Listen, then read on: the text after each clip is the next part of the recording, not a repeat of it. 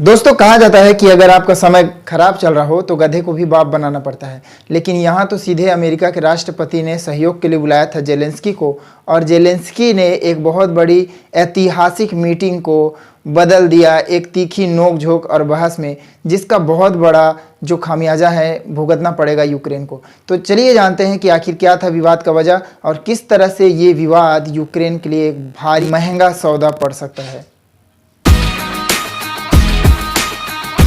दोस्तों ट्रंप और जेलेंस्की का नाम कोई नया नहीं है एक दूसरे के लिए, और इनका नाम पहले भी एक कंट्रोवर्सी में आ चुका है 2019 में एक यूक्रेन को कॉल करने वाले इम्पीचमेंट केस पर।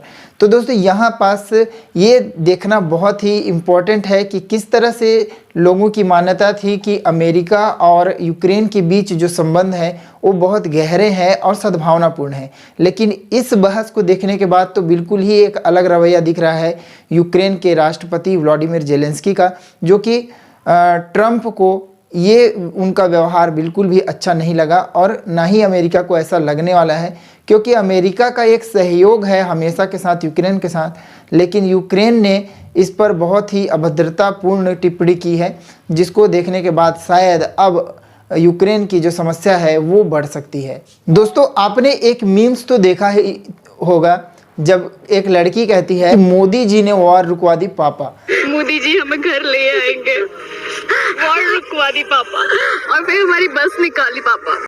तो दोस्तों यहाँ पास ऐसा ही ट्रंप ने कहा था कि अगर वो 45वें राष्ट्रपति बनते हैं अमेरिका के तो 24 घंटे के भीतर वो रसिया यूक्रेन का वॉर को रोक देंगे, समाप्त कर देंगे। और इसी के लिए उन्होंने ये मीटिंग बैठाई थी जिसमें जेलेंस्की को बुलाया गया था, और वहाँ ट्रंप खुलकर कहते हैं कि मिलियंस ऑफ लाइफ को आप खेल रहे हैं उनके साथ और आपको ये युद्ध आगे बढ़ाने की कोई ज़रूरत नहीं है। अगर अमेरिका अपना सहयोग हटा लेता है तो ये सिर्फ कुछ वीक या कुछ घंटों में ही ये युद्ध पुतिन ख़त्म कर सकते हैं। और इस पर यूक्रेन के राष्ट्रपति ने कहा कि आप एक भ्रम में पड़े हैं जो कि मीडिया ने फैलाया है कि यूक्रेन एक शक्तिशाली राष्ट्र नहीं है और मिलियंस ऑफ लाइफ को हम खेल रहे हैं, जबकि सच्चाई ये है कि मैं एक लोकप्रिय नेता हूं यूक्रेन में। और यहाँ पास राष्ट्रपति भड़क जाते हैं और उनको कहते हैं कि आपके पास कोई कार्ड नहीं है, अमेरिका के साथ हैं तब तक आपके पास कार्ड है, नहीं तो आपके पास कोई कार्ड नहीं है कि आप इस गेम में आगे बढ़ सकते हो, इस युद्ध में आगे बढ़ सकते हो। और वर्ल्ड वार 3 को जो आप बढ़ावा दे रहे हो ये बिल्कुल भी सही नहीं है। अमेरिका चाहता है कि इस तरह के जो जन हानि हो रही है वो ना हो, इस युद्ध को टाल दिया जाए, रोक दिया जाए, यही इसका एकमात्र उपाय है। अब आपके मन में सवाल आ रहा होगा कि आखिर अमेरिका को क्या पड़ी है कि वो जेलेंस्की और पुतिन के बीच समझौता कराए। तो दोस्तों यहाँ सिर्फ ये बात नहीं था, अमेरिका ने खास तौर पर व्लादिमीर जेलेंस्की को इसलिए बुलाया था क्योंकि उनको एक खनिज समझौता करना था। अमेरिका को चाहिए प्रॉफिट, और यूक्रेन के नीचे है भाई यूरेनियम जैसे खतरनाक खनिज जिसकी ज़रूरत है, जिससे अमेरिका और भी वेल्दी हो जाएगा। और इस मीटिंग के बाद इतना तनाव हो गया, जो जेलेंस्की है उनको ट्रंप ने कहा कि अब आप वाइट हाउस से बाहर भी जा सकते हैं, आपकी हमें ज़रूरत नहीं है, और ये मीटिंग यहीं पास रद्द हो गया।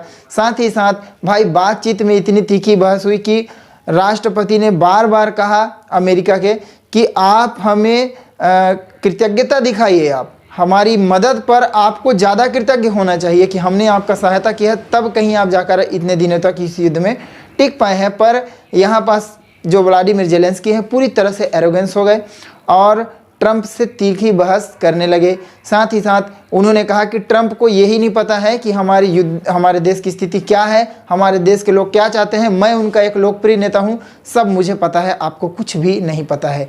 वहाँ बैठे हुए मीडिया पत्रकारों ने भी बार बार कहा कि इस युद्ध को आगे बढ़ाने की आपकी क्या मंशा है, ज़िंदगियाँ तबाह हो गई हैं, जो लिविंग स्टाइल है यूक्रेन की वो सब डर में और डर के माहौल में है, युद्ध की स्थिति बनी हुई है, वर्ल्ड वार 3 करने के आप बीच एक मीडिएटर का काम कर रहे हैं, देशों को अलग अलग करके उनको गुटबाजी में ला रहे हैं। लेकिन एक तरफ थे जेलेंस्की जो कि भाई भीड़े पड़े थे, और उन्होंने पहली बात तो खनिज वाले में आपका साइन नहीं किया, दूसरा अमेरिका की किसी भी बातों को नहीं माना, तीसरा ट्रंप ने कहा कि अब बाहर चले जाइए, कोई बात नहीं, हमारे बीच में जो भी होगा वो हम बाद में देख लेंगे।